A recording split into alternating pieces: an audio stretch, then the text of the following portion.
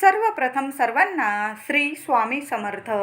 स्वामी महाराजांच्या कृपेने तुमच्या सर्व चांगल्या इच्छा पूर्ण होत ही स्वामींचरणी प्रार्थना करते आणि आजच्या व्हिडिओला सुरुवात करते. हसते खेळते घर राहावे, सगळ्यांनाच वाटते पती निर्व्यसनी, मुलं प्रगतिशील, घरात येणारा पैसा त्या पैशाला बरकत राहावी. आपल्या खूप नाही पण मूलभूत गरजा तरी आपल्या समाधानकारक पूर्ण व्हाव्या. घरात सुख शांती राहावी, घर कसं हसतं खेळतं गोकुळासारखं राहावं, प्रत्येकाची हीच इच्छा असते.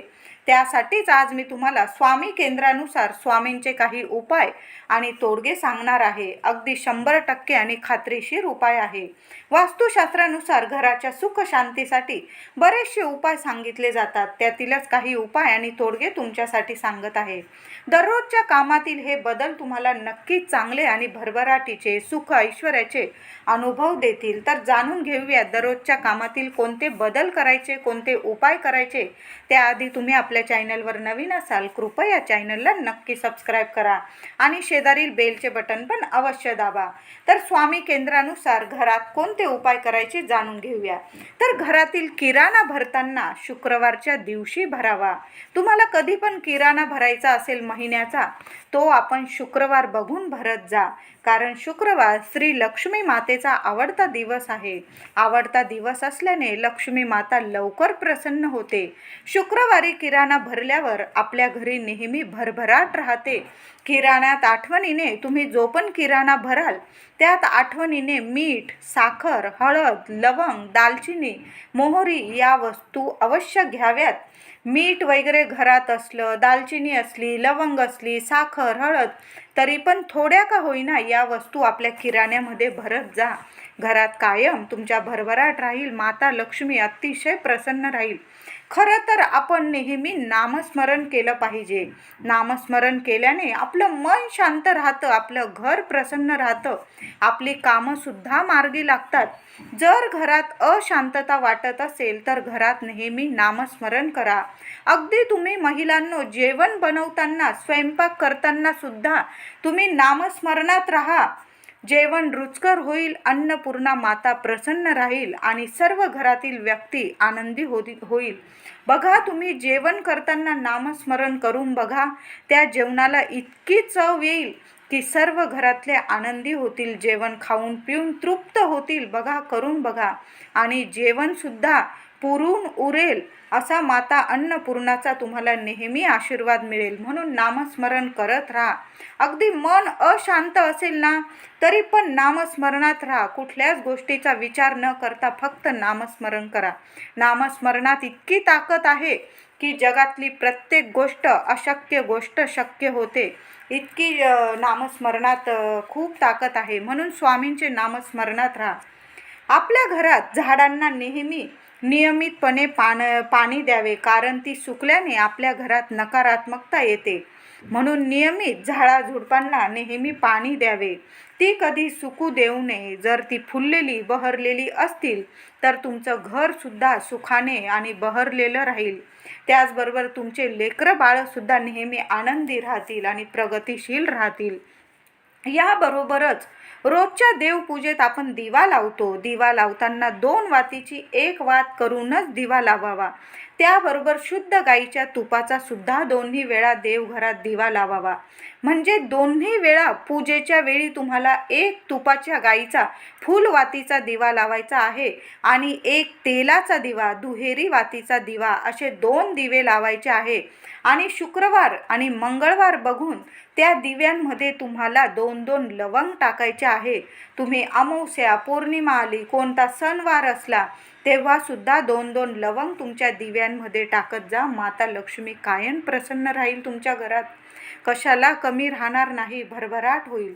कारण लवंग माता लक्ष्मीला खूप आकर्षित करते. आणि तुम्ही देवघरातल्या दिव्यात जर टाकली त्याबरोबर तुम्ही 1 कापराची वडीसुद्धा देवघरातल्या दिव्यामध्ये, अगदी बारीकशी कापराची वडी टाकत जा. त्या सुगंधाने सुद्धा तुमचं घरदार, तुमचं मन प्रसन्न राहील आणि नकारात्मक ऊर्जा तुमच्या घरात येऊ शकणार नाही. तुमच्या मनाला सुद्धा ती ऊर्जेचा कुठली झळसुद्धा लागू शकणार नाही.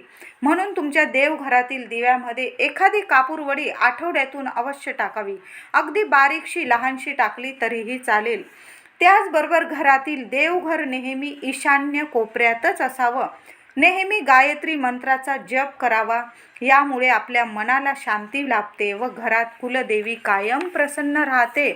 पण गायत्री मंत्राचा जप रस्त्यात येता जाता किंवा प्रवासात करू नये. एका जागी शांत बसून मगच गायत्री मंत्राचा जप करावा. त्यामुळे घरात तुमच्या नेहमी फायदे आणि चमत्कार होऊ लागतात. तुमच्या घरातील कचऱ्याचा डबा नेहमी ठेवण्याची योग्य दिशा म्हणजे दक्षिण आणि वायव्य दिशा असते. कचऱ्याचा डबा नेहमी स्वच्छ असावा आणि तो दक्षिण आणि वायव्य दिशेसच ठेवावा. त्या ठिकाणीच घरातील कचऱ्याचा डबा ठेवावा. डब्याला नेहमी झाकण असावे. त्याचबरोबर महिन्यातून एक वेळा तरी पाण्यामध्ये कापूर थोडंसं पाणी घ्यायचं, त्यामध्ये थोडा कापूर टाकून पाणी उकळवावे आणि त्या पाण्याने आपल्या घरातील फरशा, दुकान असेल, तुमचा व्यवसाय असेल, तेथील सुद्धा फरशा तुम्ही या कापराच्या पाण्याने पुसत जा. यामुळे सर्व नकारात्मक ऊर्जा नष्ट होतात आणि पैसा येण्याचे मार्ग मोकळे होतात. नियमितपणे एकादशीचे व्रत करावे. एकादशीचे व्रत करणे तुम्हाला जमत नसेल तर एकादशीच्या दिवशी भात चुकून पण खाऊ नये. त्याचबरोबर कृष्णाला रोज नाही जमलं एकादशीला तरी कृष्णाला तुळस अर्पण करावी आठवणीने. नाहीच जमलं, तुम्हाला रोज जमत असेल, कृष्णाला तुळस अवश्य अर्पण करा, वाहा आणि मग तुम्ही बाहेर कामानिमित्त बाहेर पाऊल ठेवा. बघा, बाळकृष्णाला तुमच्याकडं घरात विठ्ठल रुक्मिणीची मूर्ती असेल, स्वामींची मूर्ती असेल, तिथं तुम्ही तुळस अर्पण करा आणि मग तुमच्या कामानिमित्त बाहेर जात जा. मुख्य दरवाजाच्या डावीकडं नित्य नियमाने सकाळ संध्याकाळ दिवा लावावा. घरामध्ये बंद पडलेले घड्याळं असतील किंवा काही इलेक्ट्रिक वस्तू असेल, लगेच दुरुस्त करून घ्यावे, नाहीतर सरळ फेकून द्यावे. तुमच्या घरात तुळस असावीच कायम. तुळशीची रोज पूजा करून काळजी घ्यावी. ती कधीही सुकू देऊ नये आणि सुकली जर असेलच तर लगेच काढून टाकावी आणि त्या जागी नवीन तुळस लावावी. घरातील फरशीचा रंग काळा किंवा निळा असू नये. घराबाहेर जाताना देवाचे दर्शन घेऊनच बाहेर पडावे. देवांना आपल्यासोबत चला अशी प्रार्थना करून मगच बाहेर जावं आणि घरी आल्यावर पुन्हा आपल्या देवी देवतांचं दर्शन घ्यावं. त्याचबरोबर स्वयंपाक करताना स्वयंपाक करणाऱ्याचं तोंड म्हणजे जी व्यक्ती स्वयंपाक करते आहे तिचं तोंड दक्षिणेकडं तोंड नसावं कधी पण. घरामध्ये तुम्ही पूर्व, पश्चिम, उत्तर अशा दिशेकडं तोंड करून स्वयंपाक करावं. यामुळे जेवणसुद्धा रुचकर होतं आणि त्या घरात अन्नपूर्णाचा वास राहतो कायम. घरामध्ये सकाळी संध्याकाळी धूप, अगरबत्ती, दिवा अवश्य लावावा. रोज सकाळी आंघोळ केल्यानंतर सूर्याला जल अर्पण करा. असं केल्याने मन शांत राहतं, शिवाय कामात सुद्धा मन लागतं व माणसाचं भाग्य तेजस्वी सूर्याप्रमाणे होतं. म्हणून उद्यापासूनच तुम्ही सूर्यदेवताला जल अर्पण करत जा. घरामध्ये शक्य झाल्यास दिवसा कधीही झोपू नये. याबरोबर घरातील लादी पुसताना पाण्यात गोमूत्र, हळद वापरून लादी पुसावी. रोजची लादी पुसताना सुद्धा गोमूत्र, थोडीशी हळद वापरून लादी पुसावी. किमान आठवड्यातून एकदा तरी हा उपाय करावा. टॉयलेट बाथरूममध्ये एका वाटीत तुरटी ठेवावी.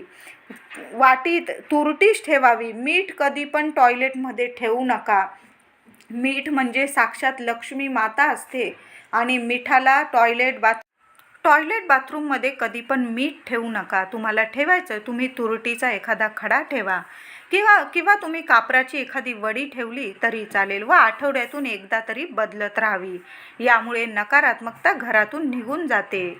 तुमच्या घरावर कोणतंही आर्थिक संकट आलं असेल तर दर मंगळवारी आणि शनिवारी मारुतीच्या मंदिरात जाऊन मारुतीसमोर मोहरीच्या तेलात 2 लवंग टाकून असा दिवा लावावा.